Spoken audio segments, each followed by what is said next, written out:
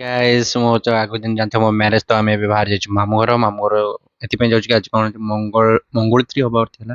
ମୁଁ ଯାଇଥିଲି ମାମୁଁ ଘର ତ ଆମେ ଫାଇନାଲି ମାମୁଁ ଘରେ ପହଞ୍ଚି ଯାଇଥିଲେ।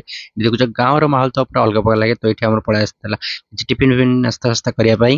ତ ଇଏ ମୋର ରହିଲା ଅଜା ମୋ ବୋଉ ମାନେ ମୋ ଆଈ ନେଇ ଆସିଥିଲା ଏଠି ଆଉ କାର୍ଯ୍ୟକ୍ରମ ଆମର ଷ୍ଟାର୍ଟ ହେଇଗଲା ମାଇଁ ଆମର ହଳଦୀ ଫଳଦୀ ଲଗେଇ ଟିକେ କୁକୁମ ଫୁକୁମ ଲଗେଇ ପୁରା ମତେ ରେଡି ରେଡି କରିଦେଲେ ମଙ୍ଗଳତି ପାଇଁ।